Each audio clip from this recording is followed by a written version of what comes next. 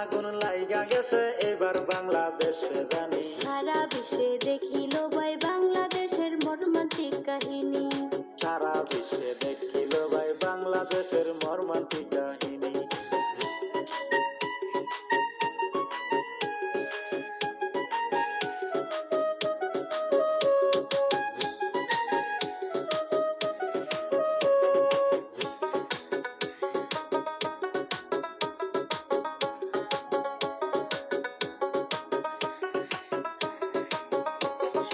বাংলাদেশে বন্ধ আছে ইন্টারনেট সেবা, বন্ধ কইরা দিয়াছে ভাই শিক্ষা ব্যবস্থা।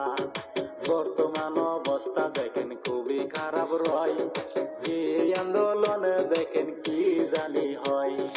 বর্তমান অবস্থা দেখেন খুবই খারাপ রয়, এই আন্দোলনে দেখেন কি জানি হয়। কি যে আগুন লাইগা গেল এবার বাংলাদেশে জানি, সারা বিশ্বে দেখিল ভাই বাংলাদেশের মর্মান্তিক কাহিনী, সারা বিশ্বে দেখিল ভাই বাংলাদেশের মর্মান্তিক কাহিনী।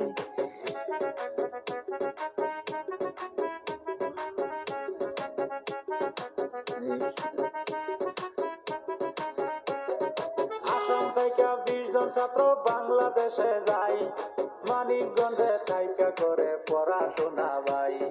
দেখিয়া বাংলাদেশের পরিস্থিতি ভাই, কোনো মতে 5 জন ছাত্র আসাম দেশে আয়। দেখিয়া বাংলাদেশের পরিস্থিতি ভাই, কোনো মতে 5 জন ছাত্র আসাম দেশে আয়। কি যে আগুন লাইগা গেল এবার বাংলাদেশে জানি, সারা বিশ্বে দেখিল ভাই বাংলাদেশের মর্মান্তিক কাহিনী, সারা বিশ্বে দেখিল ভাই বাংলাদেশের মর্মান্তিক কাহিনী।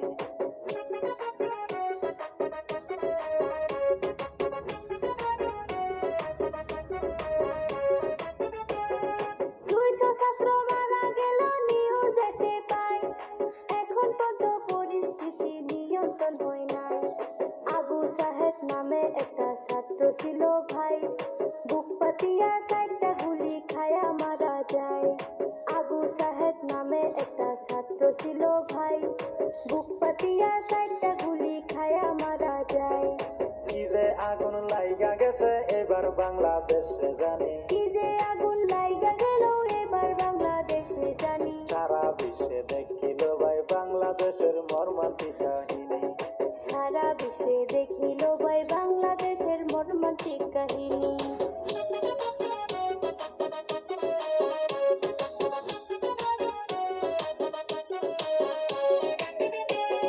সুবুরিয়া রাষ্ট্র বাংলাদেশে ভাই, ছাত্র আন্দোলনের নিচে ভয়ঙ্কর রূপ ভাই।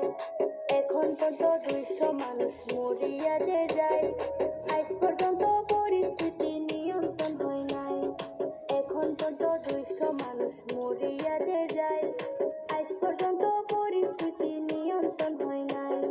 কি যে আগুন লাইগা গেছে এবার বাংলাদেশে জানি, কি যে আগুন লাইগা গেল এবার বাংলাদেশে জানি, সারা বিশ্বে দেখিল ভাই বাংলাদেশের মর্মান্তিক কাহিনী, সারা বিশ্বে দেখিল ভাই বাংলাদেশের মর্মান্তিক কাহিনী, সারা বিশ্বে দেখিল ভাই বাংলাদেশের মর্মান্তিক কাহিনী, সারা বিশ্বে দেখিল ভাই বাংলাদেশের মর্মান্তিক কাহিনী।